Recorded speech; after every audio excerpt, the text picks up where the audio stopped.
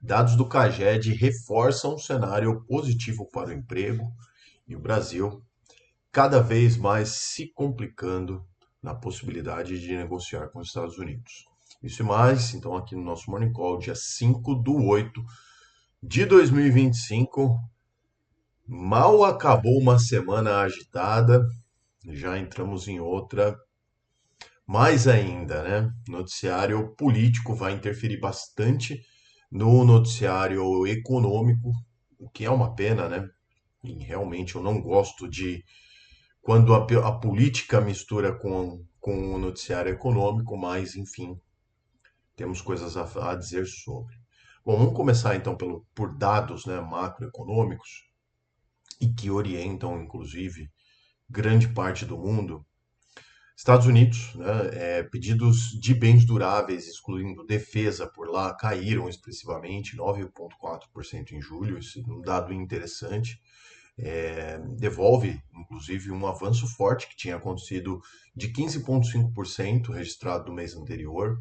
Então, isso é interessante porque são os dados nos Estados Unidos eles estão mistos, né? Um mês sobe muito, outro mês cai, e não tem uma constância, o que era em outros períodos mais corriqueiro nos Estados Unidos. Encomendas à indústria também recuaram 4,8%, resultado levemente melhor do que a projeção, mas a projeção já era de queda de 4,9% de queda, né? E também no mês passado houve uma forte alta de 8,3%. A mesma dinâmica, então, se repete, né? E aí, já falando de Brasil, falando dos dados do CAGED, que são os dados de emprego formal aqui no nosso país, foi uma criação de mais 166 mil vagas em junho, tá? Supera inclusive o mês anterior de 149 mil e reforça a tendência positiva para o mercado de trabalho.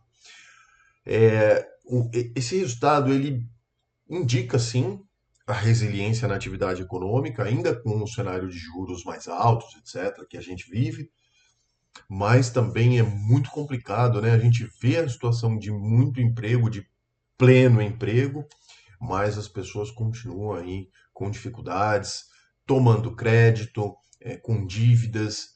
Então, a gente percebe, né, que os empregos também não são empregos de qualidade, o salário vem caindo, né, a média do trabalhador vem caindo ao longo dos anos, mas enfim, houveram também, sim, tá? Eu posso até gravar um vídeo sobre isso, se você quiser, digita aqui nos comentários que eu gravo um vídeo só sobre isso. Houveram mudanças nas métricas de emprego, né, de como o que é empregado, o que não é, no Brasil, quando teve a nova gestão, assim por se dizer, do IBGE, né?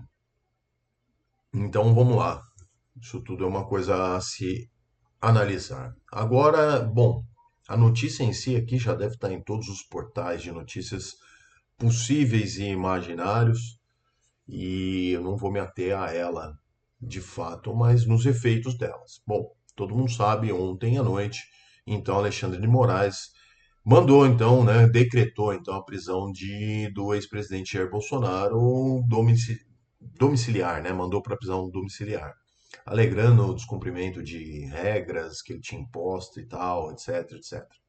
Não vou entrar nessa seara porque isso daí deixa para os analistas aí de política e os fervorosos amantes de políticos. Bom, mas isso daí deve fazer preço no nosso mercado. Tá? Sim, no curto prazo, isso deve fazer preço, deve trazer ainda mais volatilidade para os ativos brasileiros. Tá? E complica ainda mais, porque inclusive já houve reação ali do governo americano em relação a essa nova ordem, essa nova pressão, complica ainda mais uma aproximação para a negociação das tarifas, que eu acho que é o importante aqui, né? Quem vai sofrer são as empresas e, consecutivamente, a população.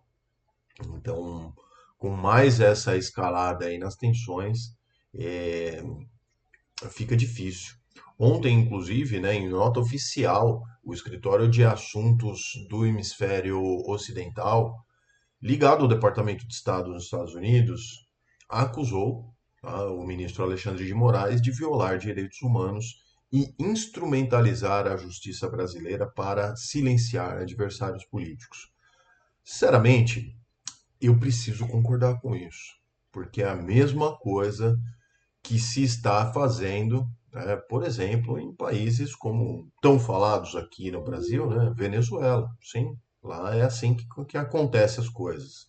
Todo mundo que é uma voz contrária ou acaba preso ou vai embora, enfim. Isso vai trazer ruídos, sim, para nossa economia, tá? E dificuldades também. Bom, seguindo então aqui em mercados acionários, Dow Jones, então ontem, um dia de bolsa lá nos Estados Unidos, foi um dia de grande alta, recuperou as quedas de ontem. Dow Jones subiu 1,34%, o S&P 500 avançou 1,47% e a Nasdaq teve uma alta de 1,97%. No Brasil não foi diferente, o dia foi de alta, embora bem mais contida, né? Foi mais uma recuperação de várias quedas seguidas. Começamos então a semana com 0,40 de alta, 132.971 pontos, tá? Os destaques de alta ficaram com Droga Raia Brasil, 8,54. Vida também subiu 3,95 e os destaques de baixa ficaram com BRF 3,40 de queda e Pão de Açúcar 2,87. Na renda fixa, então, para a gente seguir aqui para mais algumas informações e encerrar por hoje, os treasuries nos Estados Unidos que orientam a renda fixa mundo afora, os juros mundo afora, registraram movimentos mistos. O de 10 anos caiu para 4,22, enquanto o de 2 anos manteve-se em 3,69. No Brasil aqui não foi diferente. Tivemos queda nos vértices mais longos da curva, tá? Refletindo é, os títulos americanos, né?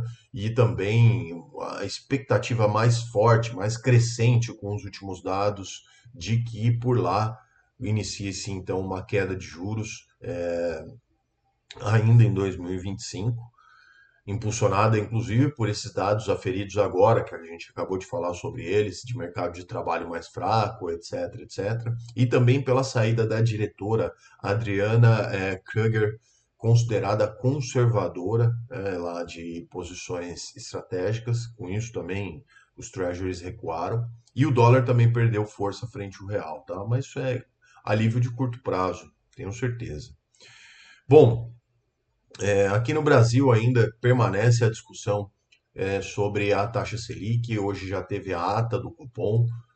Tem muitos economistas que sustentam que a gente tenha o início da queda de juros ainda esse ano, outros precificam para o ano que vem. A conferir, né? Tudo depende da agenda que está sendo imposta também pelo governo atual, né? Enfim, se a gente não conseguir negociar nada, não tiver corte de gastos, não tiver avanços de fato na política, na condução da política monetária, vai ficar difícil queda de juros. Mas, enfim, o mercado já precifica isso. Eu espero que sim, tá? Eu torço para que sim, porque os juros altos eles não são saudáveis, não nessa monta, né? Complicado. Bom, agenda econômica ainda a gente tem hoje, né? Nos Estados Unidos, às 9h30, a divulgação da balança comercial de junho, isso é um dado importante. Hoje também saem indicadores econômicos de diversas empresas que divulgarão seus resultados no segundo trimestre de 2025. Empresas como Blau, Curry, Embraer, Eternit, Iguatemi, Itaú Unibanco, Klabin, Odontoprev, PetroRio. Tem várias que vão fazer as comunicações hoje, então essas comunicações são importantes para também orientar o mercado. E a gente tem na agenda ainda, aqui no Brasil, às 10, o PMI de serviços do mês de julho. Nos Estados Unidos, balança comercial, já falei, PMI de serviços às 10h45, ISM de serviços às 11 e às 17h30 nos Estados Unidos, estoques de petróleo. Tá?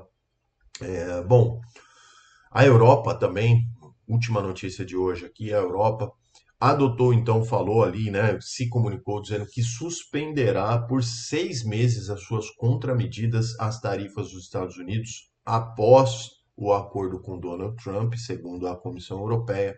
A decisão busca avançar em uma declaração conjunta iniciada em junho, apesar das tarifas de 15% decretadas por Trump, tá? O pacote europeu afetaria 93 bilhões de euros em produtos americanos. Autoridades esperam novos decretos em breve. Então, assim, foi feito o acordo pela Ursula von der Leyen, mas aparentemente o assunto não está resolvido. A conferir também.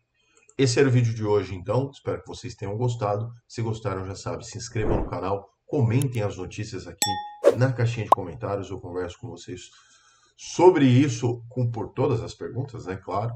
E nos vemos amanhã, então, aqui no nosso Morning Call. Um forte abraço a todos